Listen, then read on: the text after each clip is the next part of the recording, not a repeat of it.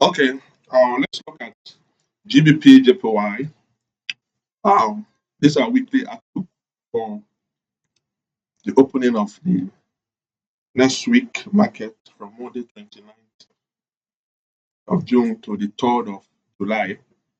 Um, let's see what we can get from the market. Now, I always advise for traders to do their weekly analysis. It gives you the whole trading bias for that week. Now, the advantage of this is when you get your weekly outlook, let's assume that the market is giving you a sell possibility. So, in your daily analysis, you look for only selling opportunities. Okay, so it's a very, very good thing to do before the market open. So we're trying to do this now before the 29th. This is the weekend before 29th. So we're going to look at what we should be expecting the market to do from 29th of June to the 3rd of July. So now, what do you see in the market? What do you see in the market? Always try to get some information from the market before the market open or before you start drawing instruction. Now, if you look at this chart, if you look at the price movement, you see impulse move, you see retracement, impulse move, retracement, impulse move, retracement, impulse move, retracement, impulse move, some level of retracement in form of consolidation, impulse move, retracement, impulse move. So what we should be expecting is another retracement for some couple of maybe weeks. Uh, and one thing about trading, once you are looking for retracement in your monthly time frame and the trend is an uptrend, you do well to watch out for selling opportunity. Always trade in the direction of the larger time frame. So this is an uptrend, obviously a very strong uptrend, but at this point, we should be careful with the buying uh, outcome. Be careful before you buy, make sure you have a lot of confirmation. Now, what are the reasons? Because of this looks like an impulse move, even though we have some level of exhaustion. But that is not the only reason why we have to be careful to buy this market further. This market has been overbought. Now, let me tell you another reason. If you go back, you can see this drop. You can see this big drop.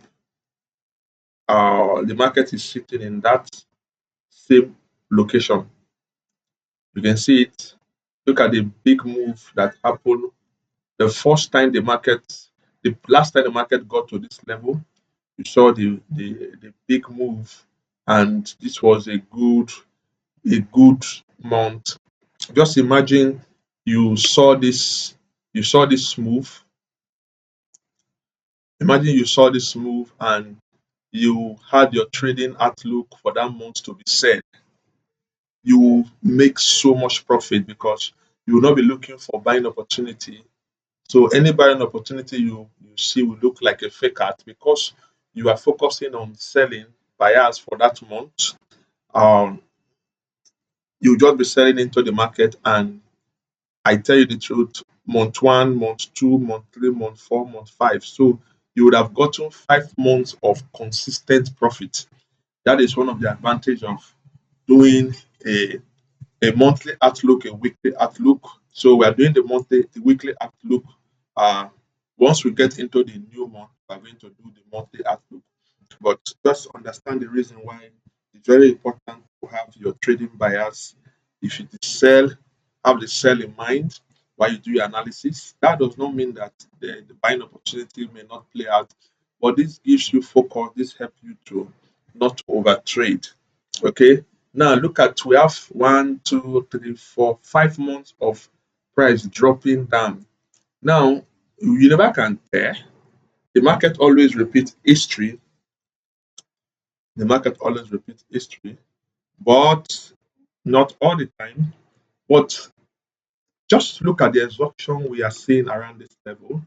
Look at the exhaustion and look at the reaction. So it means that there is every tendency that this move might be repeated around this level is a possibility. So now, what will be our outlook for this week? Sorry, I'm using monthly time frame for the weekly outlook. We'll go down to the weekly time frame, but we just need to get the bigger picture. Okay. Now, that is one reason. Another reason is if you check very well, you can see a trend line, or there's uh, a trend line that is also resisting the price. So, so this is like a confluence. You have vertical and horizontal resistance resisting the price from going further. Does it mean the price cannot break through? The price can, but this is what I will do. This is what I will recommend. And for this week, let's go to the weekly time frame so that we can see more price movement. Now, what I will recommend for this week is as long as the price is below this level, only look for selling opportunity. Please take note of this, very important. So even if the market is giving you buy, no, just stick to your selling opportunities based on our analysis. So as long as the market is below this level, below this 15.616, only look for selling opportunity. Sorry, yes, selling opportunity. As long as the price is below this level, only look for selling opportunity. But if the price breaks above this level, give you a level of retracement and some candlestick to confirm, then you can start looking for a buying opportunity. Okay. So now, does it mean that because the price is below this level, I should start selling? No. Now, there are some things you also need to watch out for. Now, remember my first rule in entering a trade is that always try the price within support and resistance. Very important. That's the first thing you should do. Always trap the price between support and resistance, and using your line chart gives you a good, you know the exact point where the price actually reacted more. Okay, now this is it. So let's go back to our candlestick chart. Now, of course, we are looking for selling opportunities all through the week. That is from 29th June being Monday to 3rd July being Friday.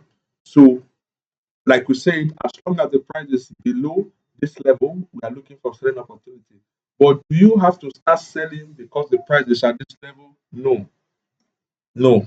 So you have to watch out for break of structure to this level. If this structure is broken, look for retracement, then you take a trade to the downside. That is one of the bias, one of the way we should look at the market. But if the market break into this level, let's say the market break into this level, retest it, and you see some level of price action, that is the only time you can consider buying this market. Okay. So, but let's go to smaller time frame. Let's go to like the daily time frame so that you get a better picture of the price action. Um, okay. Now, this is our analysis. So, what are we looking for? We're looking for the price to break out from this level for this week. Now, there's also a level of, I can see some, I can draw this trend line. Okay, I can draw this trend line. So, so we have no business with selling, even though we have a sell bias, but we have no business with selling until the price come around this level and we see some level of price action. Also, the same with buying. We have no business with buying, even though this is giving us a higher low, higher low, higher low, higher low. Now, this is telling us that the price want to go to the upside, but the our greatest challenge why we shouldn't take the buy is because of this level. This level was what caused a 5 months of bearish move. 5 months of bearish move. So this level, watch out for it. It's a red zone and a very important zone. So watch out for it. So if you are taking a buy trade around there, unless you want to take your take profit at this level, okay. So this zone, let's watch out for it because the market have retested it once. The market may still retest it again, but it's possible this is the move. It's possible the bearish move has started. So, but to be on a safer side, don't trade at this level. Wait for the market to come around this level before you look for a selling opportunity. So this is the weekly bias. Now we are still going to be doing the daily analysis on this pair, but the most important thing is to have your weekly bias. It helps you to focus on the major uh, the bigger time frame, and the bigger time frame are more solid and more they are more trustworthy than the smaller time frame. A lot of noise are in the smaller time frame, so that is why you should trade in the direction of the bigger time frame. And in this our analysis, we are seeing that we may have a bearish outlook all through uh, the week of the last week of June. That is what we are looking at, but that does not totally remove the bullish uh, outlook from it because we're already seeing some level of higher low, higher low, higher low forming. But notwithstanding, we still have this red zone that caused 5 months of bearish movement. So it's still possible that the same thing might occur again. So let's watch out for this pair. Let's watch out for this pair and see what we can make out from it. Okay. Now remember, this video is for educational purpose only. Do your own analysis and you can add one or two knowledge from what you have gotten from this weekly outlook for GBPJPY. Okay. And please, I want to advise you to subscribe to this channel and follow up every analysis I do. I post analysis daily before the market open for about 5 to 6 pair. And also I do a general outlook of the market at the weekend. So please subscribe and click the notification bell, and you will get updated when more videos are uploaded. All right, that's that for GBPJPY for June 29 to July 3rd, 2026. So please just do it to follow me. Bye. See you in the next pair.